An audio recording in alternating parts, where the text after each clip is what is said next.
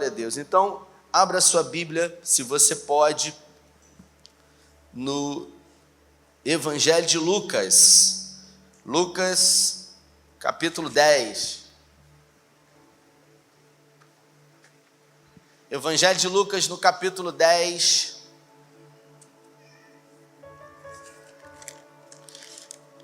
Eu trouxe hoje como consulta esse livro do meu amigo pastor Mateus Soares, Manual Bíblico Expositivo sobre as Parábolas de Jesus. Aqui ele explica as 42 parábolas de Jesus. É um livro incrível de consulta, tive o privilégio de ganhar dele, um material maravilhoso. Não temos aqui na nossa store, mas você pode adquirir pela internet. E eu vou falar sobre uma parábola de Jesus hoje.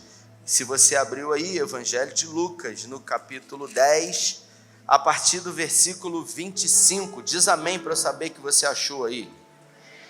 Eles vão botar no telão também, já colocaram. A minha tradução diz assim, se puder abaixar o retorno um pouquinho, Gabriel, está rodando aqui.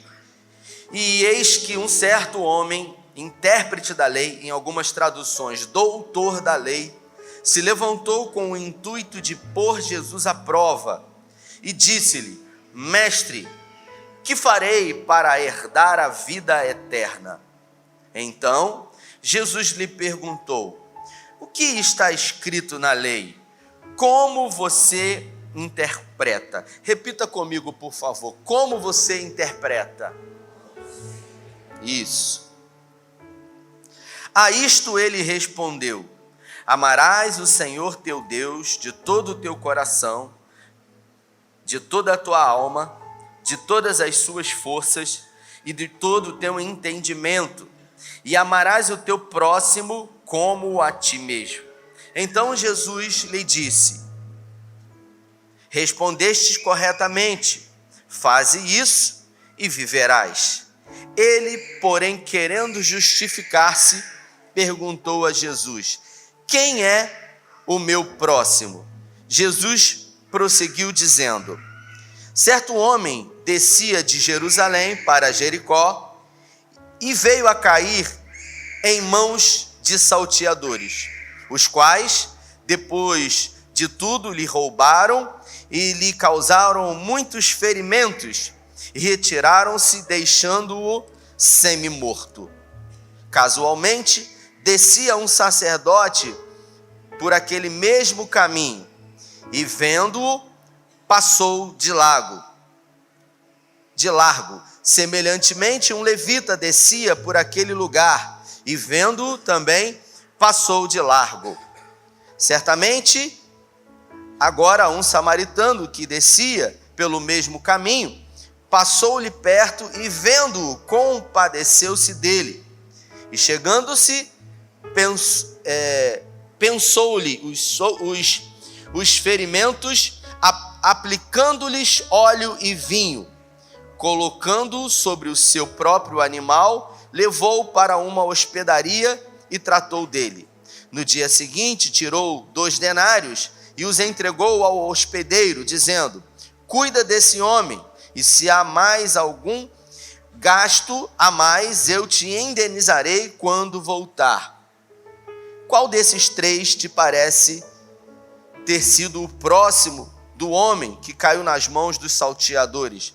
Respondeu-lhe o intérprete da lei: o que usou de misericórdia para com ele. Então disse Jesus: vai e proceda tu de igual modo. Feche os seus olhos. Pai, essa é a tua palavra e em graça nessa noite pedimos que o Senhor fale conosco, que o Senhor tenha liberdade na nossa mente e no nosso coração. Então logo ao sairmos daqui, possamos ser dotados de compaixão, de misericórdia, diante desse exemplo que foi falado aqui nessa noite. É o que nós te pedimos em nome de Jesus. Bom, queridos, na nossa conversa de hoje, eu queria falar com vocês sobre a forma como nós interpretamos o Evangelho de Jesus Cristo. Porque o Evangelho de Jesus Cristo, as boas notícias do reino de Deus, elas obviamente têm o poder de transformar a vida das pessoas. O evangelho, ele é prático, ele é funcional, ele é dinâmico. O evangelho, ele é libertador. O evangelho, ele transforma, ele restaura, ele cura, ele liberta. Só que a religião, ela torna o ser humano um indivíduo pior. Eu não sei você, pastor Fabiano, mas eu conheço pessoas, meu amigo Leozinho está ali, meu líder querido, eu conheço pessoas, Leozinho, que depois que foram para a igreja, elas ficaram piores. Eram pessoas alegres, eram pessoas comunicativas, eram pessoas relacionais no seu grupo familiar, mas depois que essas pessoas foram para a igreja, observe, meu amigo Fabinho, essas pessoas depois que foram para a igreja, elas se tornaram piores, porque agora elas não participam mais de comunhão familiar, de aniversário, porque elas têm compromisso na igreja. Quando os seus parentes, se puder melhorar para mim, Gabriel, o retorno aqui que está rodando para caramba. Quando os seus parentes vêm do Rio de Janeiro para casa, e essas pessoas, elas sequer podem faltar a um culto na igreja, e elas deixam os seus parentes em casa, entendendo que estar com a sua família em casa não é culto, mesmo que não tenha um louvor, mesmo que não tenha uma palavra, para estarem aqui em uma reunião, em um ajuntamento coletivo. Pessoas que eram brincalhonas e que depois que vieram para a igreja ficaram sisudas. Pessoas que eram, Rômulo, descontraídas, e agora, porque de alguma forma a religião alcançou essas pessoas, e elas entraram numa ótica de que agora tudo é pecado e não pode nada. Então a religião, Zeca, ela piorou muita gente. Quem conhece pessoas assim? Levanta a mão, que eu queria saber se sou só eu ou se eu estou ficando maluco. A verdade é essa. São pessoas que se tornaram legalistas. São pessoas que agora, ao invés de, uma vez terem recebido a graça de Deus transformadora e poderosa, são pessoas que vivem olhando para a vida dos outros e julgando a todo mundo, a todo tempo. E esse texto que eu li diz que Jesus, ele foi abordado por um doutor da lei, para você entender. Um judeu, desde que ele nasce, ele aprende a ler, Aline, na Torá. O pai dele ensina ele a aprender a ler na Torá. Então ele se relaciona com a Torá o tempo inteiro. E quando ele faz 13 anos de idade, ele participa de uma espécie de cerimônia chamada Bar Mitzvah, que faz com que ele possa responder perguntas orais e citar praticamente quase todo o Pentateuco, com 13 anos de idade. Com 13 anos de idade, um judeu sabe mais sobre o Pentateuco do que muitos pastores aqui no Brasil.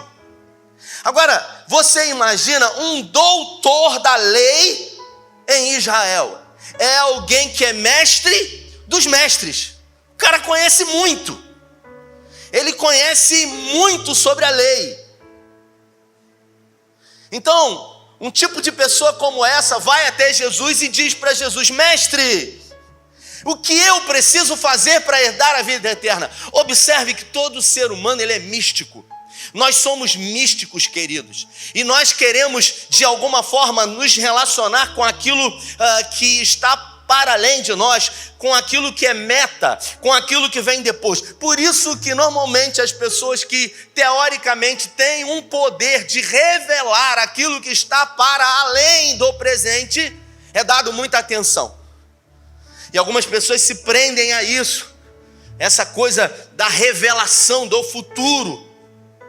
E o texto diz que ele gostaria de herdar a vida eterna. E ele fez essa pergunta para Jesus, não porque ele queria saber, mas porque ele queria testar a Jesus. E ele se dirige a Jesus, sendo um doutor da lei, e ele diz: mestre, o que eu posso fazer para receber a vida eterna? Jesus, sendo Jesus, sempre responde uma pergunta com uma pergunta. Jesus não responde nada. Jesus é especialista em fazer perguntas.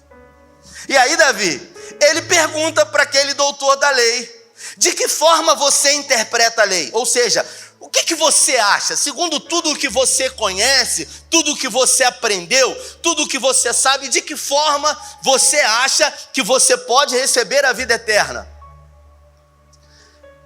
Ele quer saber uma resposta e Jesus traz outra pergunta para ele.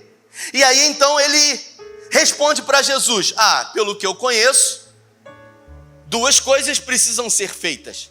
Amarás o Senhor teu Deus de todo o teu coração, com toda a tua força, com todo o teu entendimento, e amarás o teu próximo como a ti mesmo. E Jesus então, ouvindo ele falar isso, diz para ele: ótima resposta, então vá e viva bem.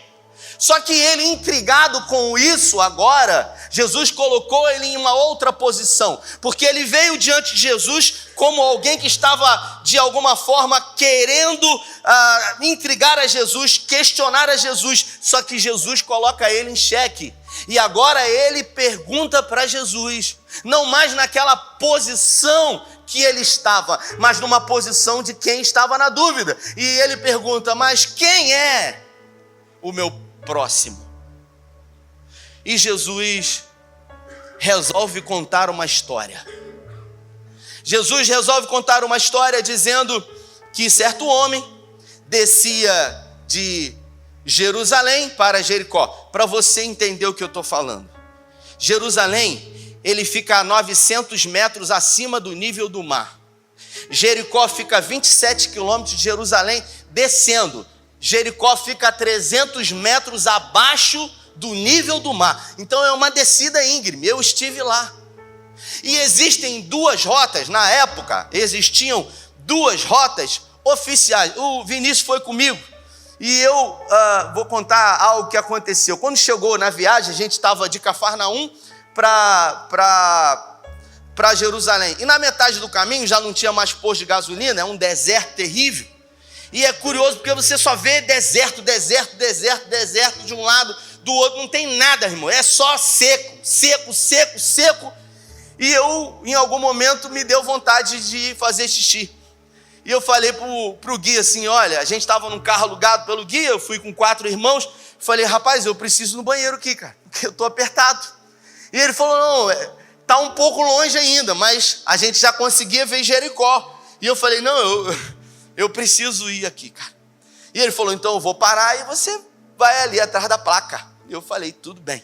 E ele parou o carro e eu fui atrás da placa. E eu comecei a ter uma experiência incrível ali, não fazendo xixi, queridos, outra experiência. Eu tive uma experiência ali de estar andando há horas, horas e horas e horas, só vendo seca, deserto. A única vegetação que eu via era sarça e cactos, mais nada. Só que quando a gente chegou perto de Jericó, o verde, a vida começou a surgir. Você lembra disso, Vinícius?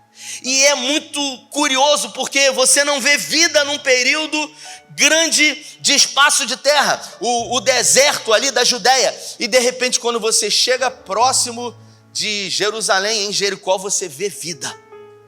E eu estou ali atrás da placa, próximo de Jericó, fazendo a minha necessidade número 1, se é que você me entende, de costas, e de repente passa uma caminhonete, um filho de Belial, e o cara dá uma buzinada que eu fiquei todo molhado, porque eu estava em Israel, senão eu tinha ali profetizado na vida dele. E ali eu pude perceber como aquela distância ela é íngreme, descendo. Esse homem, ele estava descendo. 2 caminhos existiam na época. Um caminho tradicional, que era o caminho mais longo, e esse caminho ele tinha, de alguma forma, um policiamento romano, e existia um outro caminho, que era um caminho mais difícil, onde os samaritanos utilizavam esse caminho, porque os samaritanos eles não têm relacionamento com os judeus. Então os samaritanos eles não comungam de estar no mesmo lugar. Assim como os árabes não se relacionam com os judeus. Eu não sei se você já viu isso, mas em Israel a gente via. Israel é mais ou menos um grande bairro dividido em 4 partes. Uma parte que é armênios, outra parte que é cristãos, outra parte que são os judeus e outra parte que são os muçulmanos. E quando o judeu ele passa pelo bairro muçulmano, ele passa andando rápido, porque ele tem medo. A gente que é brasileiro vai para lá, via aquilo, e em algum momento a gente começa a perceber. E eu chegava a brincar, tá correndo, tá com medo, né? O cara tava mesmo. E o guia falava 4 idiomas, o Isaac. Ele em alguns momentos falava inglês, em outros momentos ele falava hebraico. E aí eu vi às vezes ele falando inglês, às vezes ele falando hebraico, e ele é um judeu messiânico. Em algum momento, Léo, eu perguntei para ele, eu falei, ô Isaac, por que você fica falando às vezes inglês, às vezes você fala em hebraico? Aí ele falou, não, porque quando eu falo com muçulmano eu tenho que falar inglês, para ele não saber que eu sou judeu. Eu falei, mas você está com medo? E ele falou, mas você faz ideia do que realmente é isso aqui, a hostilidade? E aí eu queria que você entendesse essa parte, porque Jesus diz que esse homem ele desce por essa estrada, e ladrões de alguma forma vêm até aquele homem, açoitam ele, levam todo o seu dinheiro e deixam ele ali semi-morto. E a Bíblia fala que um sacerdote, um pastor nos dias de hoje, ele desce pelo mesmo caminho. E ao descer por esse mesmo caminho, ele vê aquele homem ali necessitando de cuidados, quase que morto. E o texto diz que ao ver aquele homem, ele passa ao largo, não se importando com aquele homem que estava quase morto, entendendo que todo judeu não podia de alguma forma tocar em alguém que estivesse numa condição quase que morta ou morta, porque representava a impureza. E o texto diz que o bom samaritano lançou sobre as feridas óleo e vinho, reproduzindo cura. O sacerdote ele possuía óleo com ele, e ele possuía vinho também com ele, mas o óleo era utilizado para acender as lâmpadas do templo, o vinho também era utilizado para as cerimônias no templo, e ele falou, eu não posso desperdiçar esse óleo e esse vinho aqui, com esse homem, e ele passa ao largo. E agora um levita, um desses irmãos que cantaram aqui hoje, talvez também passaram pelo mesmo caminho, e agora também passam ao largo, até que Jesus diz que um samaritano, e os samaritanos eles são odiados pelos judeus, tudo isso pelo que aconteceu quando Jeroboão, filho de Salomão, que lamentavelmente foi responsável pela divisão das 12 tribos, Reino do Sul e Reino do Norte, e os samaritanos de alguma forma se tornaram um povo mestiço, porque se relacionou com outros povos, e o texto diz que aquele homem samaritano, ele se dirige àquele homem que estava quase que morto, ele lança óleo sobre as suas feridas, ele coloca vinho sobre ele, ele pega, coloca sobre sua montaria, leva para uma hospedaria e lá diz, olha, se precisar de mais alguma coisa, quando eu voltar, eu vou pagar. Eu me dirijo para você perguntando, nessa história que Jesus contou, quem é você entre esses personagens? Você representa aqueles ladrões que tirou de alguma forma algo de alguém, que feriu, que machucou, que decepcionou dentro da igreja ou fora da igreja? Ou você é o sacerdote que passou, olhou, mas não se importou, porque achava que aquilo que você tinha que fazer era somente para ser feito dentro da igreja e não fora da igreja, porque aqui dentro da igreja nós somos alguém que temos compaixão, que de alguma forma ofertamos, que de alguma forma nos relacionamos, que de alguma forma na saída dos carros, no estacionamento, nós cedemos a vez para o outro, dizendo, fica à vontade, Deus te abençoe.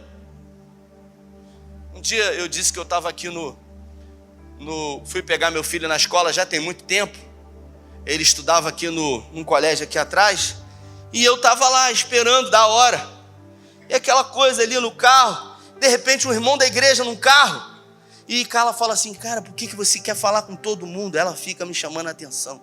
Parece que você gosta de falar com as pessoas. Eu falei, Carla, eu sou assim, comunicativo. E aí o irmão da igreja, passando de carro, e eu abri o vidro para falar com ele. Irmão, pá, eu não cheguei a gritar. Porque um cara deu uma fechada nele, ele botou a mão para fora, e ele mostrou o dedo para o outro cara, o irmão da igreja. E eu fechei o vidro na hora com vergonha. Falei, meu Deus, tomara que ele não me dê. Eu fiquei com vergonha. Talvez esse irmão, aqui na fila da saída do estacionamento, ele é gentil? Não, fica à vontade. Não, por favor, que isso, querido? Não. Mas do lado de fora, de alguma forma, não existe a mesma necessidade de se ter compaixão. Observe que esse homem, ele pergunta sobre a vida eterna. Como posso herdar a vida eterna? Porque ele tinha a ideia de que a herança pode-se fazer alguma coisa para receber. Só que a verdade, você não pode fazer absolutamente nada para receber a herança. A herança é um direito adquirido seu.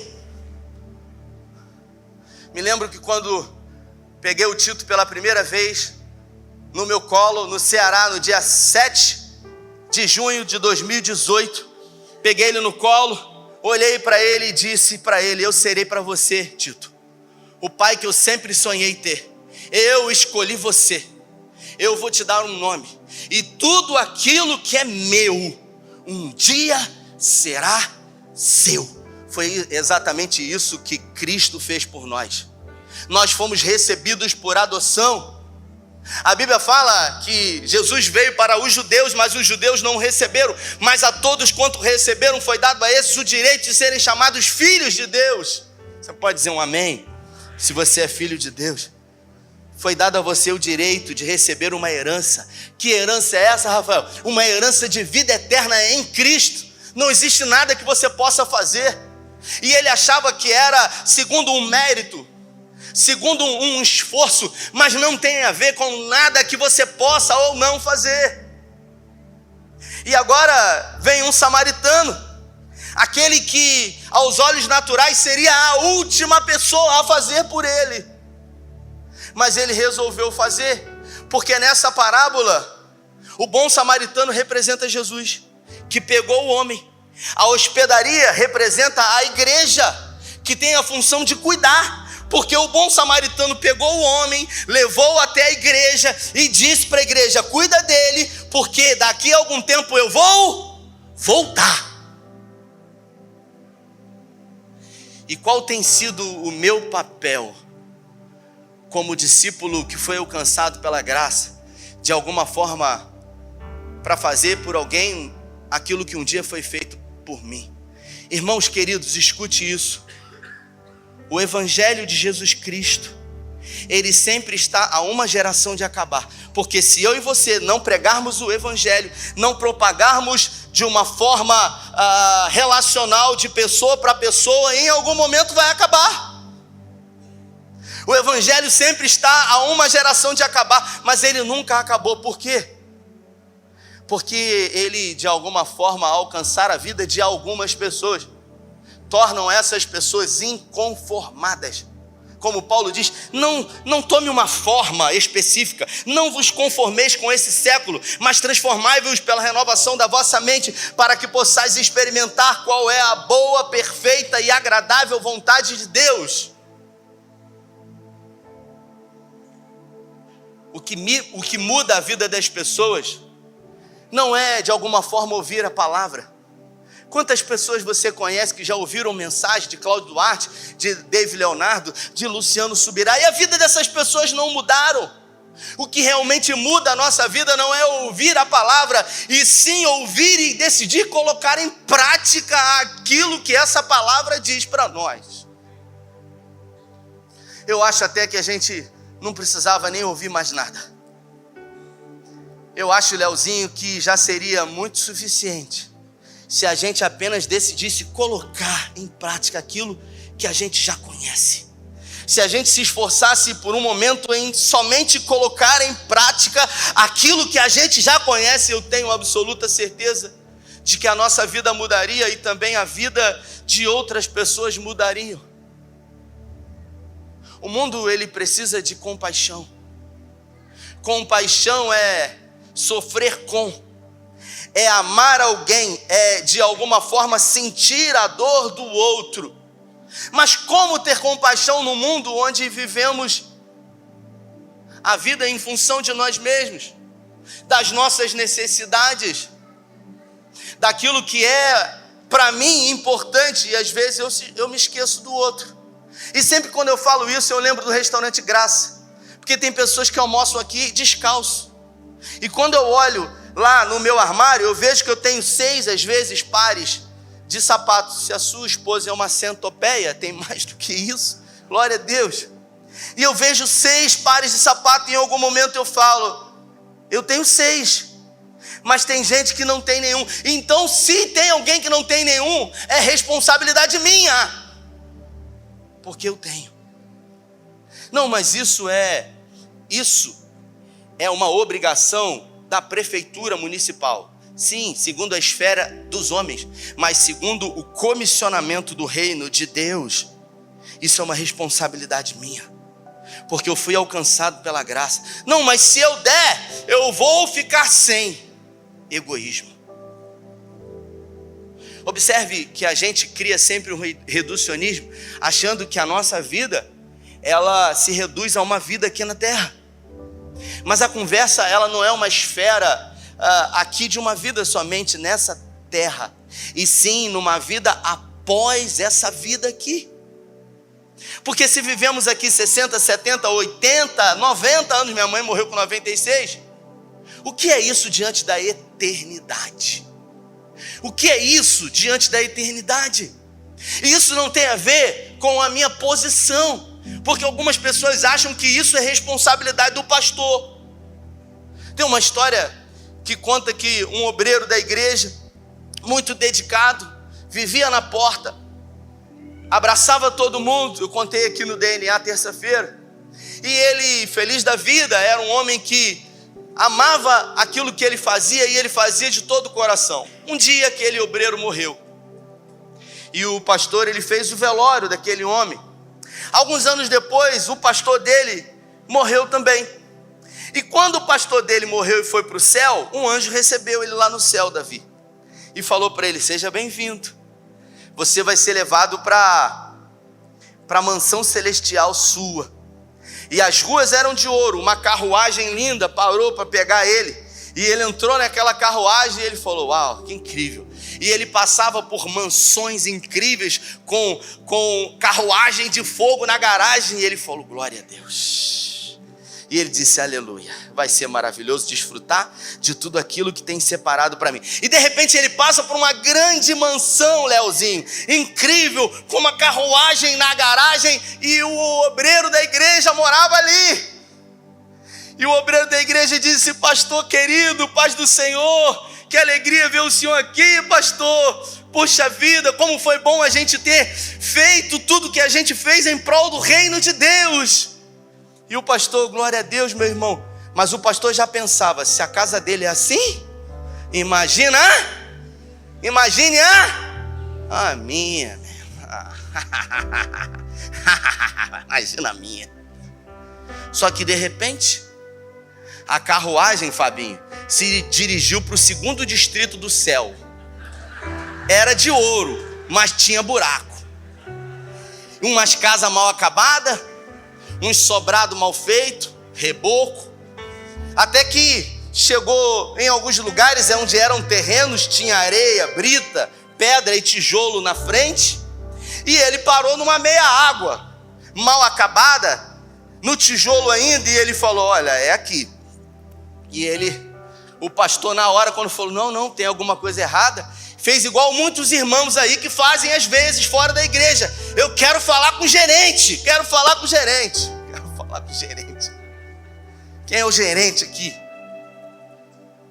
Porque está errado. E ele disse: porque o obreiro lá da minha igreja, ele está lá numa casa. Olha a comparação aí.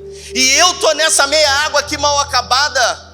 E o anjo disse para ele: não, está certo, porque aqui a gente só constrói, o material são vocês que mandam para cá, de acordo com as obras.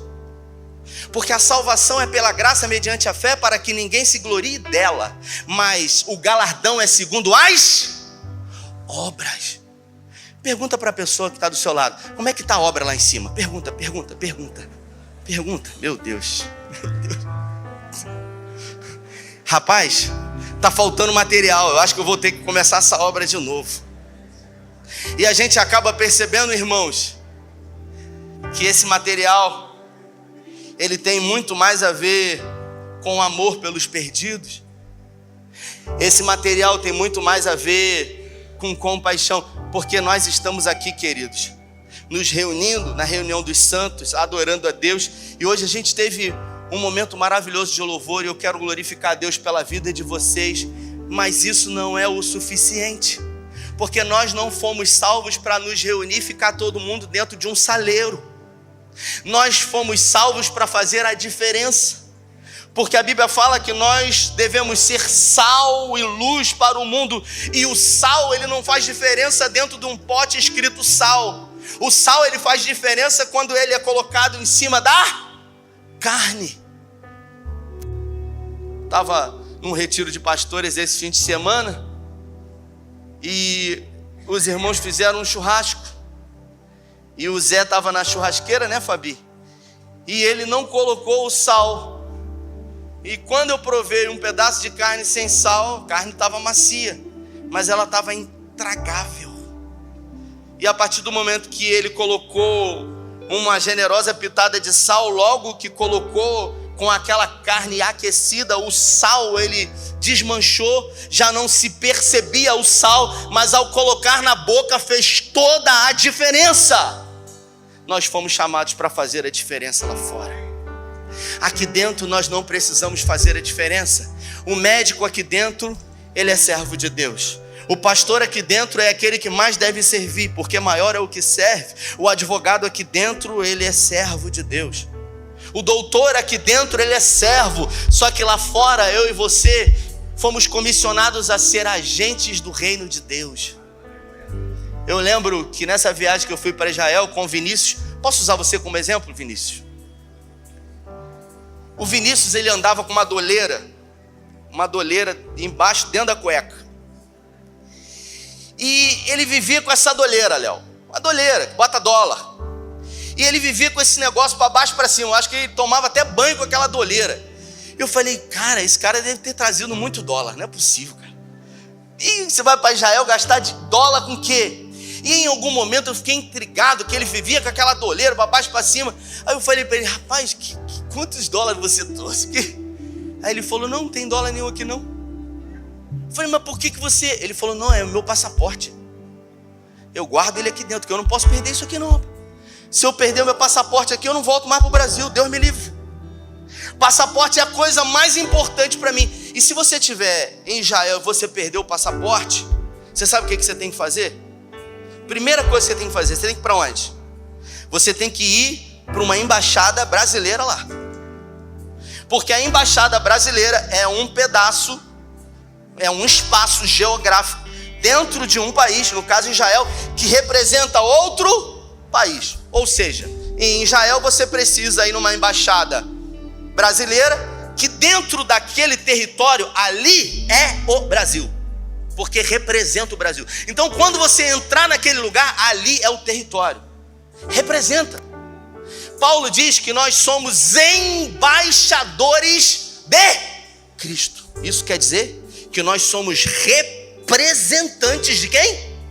Se uma pessoa tiver qualquer problema em Israel e é brasileiro, perdeu o passaporte, tem que correr para onde? Para a embaixada, porque lá vai ter a solução. Se uma pessoa no mundo tiver qualquer problema e precisar de Cristo, precisa correr para uma embaixada de Cristo e vai procurar você, que é o representante de... Será que eu sou embaixador de Cristo? Será que as pessoas quando me procuram eu verdadeiramente represento Cristo? Lembrei do irmão que botou o dedo para fora. E aí, eu e você precisamos lembrar do nosso comportamento, de que forma eu tenho revelado a Cristo, de que forma, através das minhas atitudes, as pessoas ao olharem para mim, elas vão ver o quê? Porque Paulo, ele disse o seguinte: quer ver Jesus? É só você olhar para mim. E não foi com altivez. Não, ele falou assim: sede meus imitadores como eu sou de Cristo. É só você olhar para mim. Então diga para a pessoa que está do seu lado: se você quer Jesus, é só você olhar para mim. Meu Deus, eu sei que é difícil falar, mas quando a gente fala isso, a gente chama a responsabilidade para a gente. E a gente diz: eu tenho uma responsabilidade. Eu estava lá em São José. Você foi comigo lá em São José, na igreja da cidade do Carlito? Eu estava lá em São José com os irmãos da igreja. Eles estiveram aqui e a gente foi lá. O Carlito Paz me recebeu muito bem, pegou a gente no estacionamento, credencial, deu livros para a gente, tratou bem. E tinham 7.000 pessoas numa conferência. 7.000 pessoas em São Paulo. Aí de repente a gente estava na loja, lá dentro da igreja. E aí eu estou ouvindo: pastor, pastor. Quantos pastores não tem lá, irmãos? E eu falei: eu sou o último a olhar aqui, São Paulo. E aí a irmã veio: pastor, pastor, tudo bem, pastor? Eu falei: ô querida, paz do Senhor, como é que está a família? Aquela coisa. Aí ela falou assim: eu assisto os cultos pela live do Sei de Cabo Frio. Eu falei: glória a Deus, poxa, que bacana. E aí um irmão que estava do meu lado ficou feliz. Aí depois ele falou para mim assim: agora não pode mais fazer besteira. Aí eu virei para ele e falei: mas antes podia? Porque quem realmente importa a todo momento está vendo. Então, em algum momento agora que os olhos ou os holofotes estão diante de mim, eu não posso. Mas se eu estou no anonimato, eu posso. Não.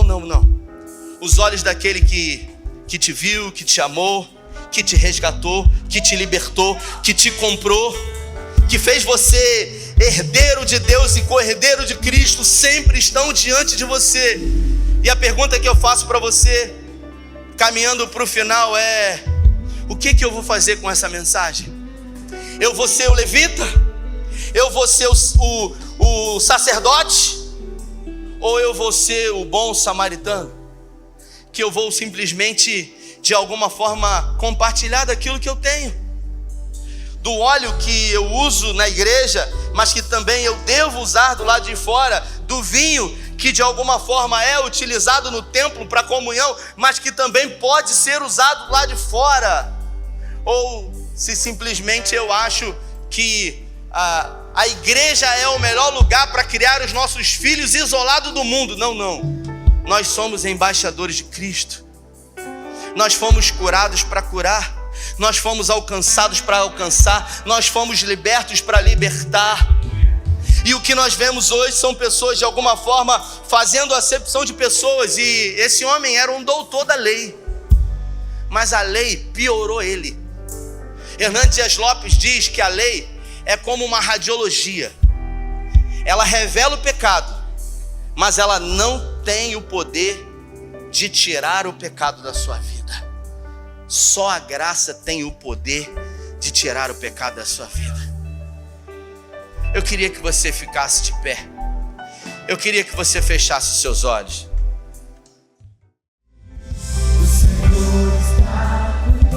O que transforma a vida do homem não é o quanto ele conhece sobre Jesus ou o quanto ele conhece sobre Deus. O que transforma a vida do homem é exatamente o quanto ele experimentou. Por isso o salmista diz, como alguém que está diante de uma água ou algo palpável, algo mensurável, tangível, o salmista ele diz: provai, experimentai, provai e vede que o Senhor é bom. É só depois de provar, de experimentar e de testificar que verdadeiramente o Senhor é bom. Eu queria me dirigir a você aqui que veio nessa noite e veio olhando para você e dizendo: poxa, eu sou um pecador. Que bom, esse é o seu lugar. Porque Jesus ele veio para os perdidos e não para aqueles que se acham achados. Jesus não veio para os perfeitos e sãos, ele veio justamente para os doentes. Só que a religião ela nos torna de alguma forma ao olhar humano, melhores uns dos outros, mas a graça não. A graça, ela é injusta, porque a graça, ela não vem para quem merece, ela vem para aquele que não merece. A graça, ela é um favor alcançado na sua vida, mesmo você não merecendo. E quando a gente nasce, a gente não é filho de Deus. Quando a gente nasce, a gente é criatura. Mas a partir do momento que a gente recebe a Jesus como Salvador das nossas vidas, nós passamos da condição de criatura para filhos de Deus. Não tem a ver com uma carteirinha de igreja. Aqui a gente não tem carteirinha. Um dia me perguntaram: pastor, eu me tornei membro e eu não tenho carteirinha. E você nunca vai ter, porque a carteirinha tem um número. Eu sou um membro 318, fundador. Pois é, aqui você não é um número. Aqui você é filho. Aqui você é filha. Aqui você tem um lugar à mesa dele. Você é alguém especial para Deus. Então, se essa palavra alcançou você, e se foi o Espírito Santo e não eu, que aqueceu o seu coração enquanto eu falava sobre esse amor, sobre essa compaixão aos perdidos, e você nessa noite deseja receber os cuidados de Jesus, você deseja receber o toque de Jesus, porque ninguém toca como Ele, ninguém nos olha como Ele, ninguém tem o poder de nos amar como Ele. O mundo tem um amor que é um amor de interesses, que faz por você esperando alguma coisa em troca. Ele não. Ele faz por você mesmo você não tendo absolutamente nada a oferecer para Ele. Eu queria conhecer você. E isso não tem a ver com música, não tem a ver com iluminação. Isso tem a ver com uma decisão racional e consciente. Uma decisão que pode e vai mudar a sua vida. Assim como mudou a minha vida alguns anos atrás, e o Léo está ali, estava no dia que eu decidi entregar minha vida para Jesus, e eu só estou aqui hoje. Eu só tenho uma família linda, porque um dia eu falei: do meu jeito não dá mais, sozinho eu não consigo, eu já tentei, e todas as vezes que eu tentava fazer o que é certo, eu só fazia o que era errado. E eu precisei entregar o governo da minha vida para alguém que cuidava melhor do que mim mesmo. E Ele me deu um nome, Ele me tornou herdeiro dele, co-herdeiro de Cristo. E a graça dele me alcançou ao ponto de eu me tornar um inconformado e alcançar o máximo de pessoas possível para Ele. Se você veio aqui nessa noite, eu não vou chamar você à frente, mas no seu lugar eu quero que você faça um sinal para Jesus. Levante suas mãos o mais alto que você puder. Deus te abençoe, Deus te abençoe, Deus te abençoe, Deus te abençoe, Deus te abençoe, Deus te abençoe. Levante suas mãos o mais alto que você puder. Pai, é no nome de Jesus que homens e mulheres hoje decidem entregar totalmente o governo das suas vidas nas tuas mãos. Pai, que eles passem agora da condição de criatura para filhos de Deus. Que assim como nessa parábola do bom samaritano, o bom samaritano que é Jesus, possa pegar no colo cada um desses irmãos aqui e colocar nesse lugar chamado hospedaria, igreja do Senhor, para que a igreja possa cuidar, para que a igreja possa preparar, para que eles possam ser de alguma forma agentes de milagre na vida de outras pessoas, embaixadores de Cristo. E todos quanto tiverem a necessidade de estar com Cristo irão até eles, porque Cristo habita dentro deles. Senhor, muda a história, opera milagres, ressignifica o passado, escreva uma nova história com um futuro incrível em Ti. Escreve o nome deles no livro da vida, Pai. O Evangelho de Lucas diz que há festa no céu quando um pecador se arrepende. E eu quero declarar nesse exato momento que os anjos estão em festa, celebrando porque um pecador, ele decidiu voluntariamente entregar a sua vida totalmente ao Senhor. Eu declaro sobre a sua vida que assim como Ele fez na minha vida, que Ele faça na sua vida, que Ele mude a sua sorte, que Ele surpreenda você, que Ele faça sempre além do que você possa pedir ou imaginar. Por quê? Porque Ele te ama. Porque Ele é bom e sempre bom. E sabe amar como ninguém. Guarda nossa casa, os nossos filhos. Repreenda toda ação do inferno sobre nós. E que essa semana que começa hoje seja uma semana de ser agentes de milagres, embaixadores de Cristo. Oramos com fé, agradecidos em nome do Pai, do Filho e do Espírito Santo. Se você crê e recebe, dê a melhor salva de palmas a Ele. Vai em paz, Deus te abençoe, valeu!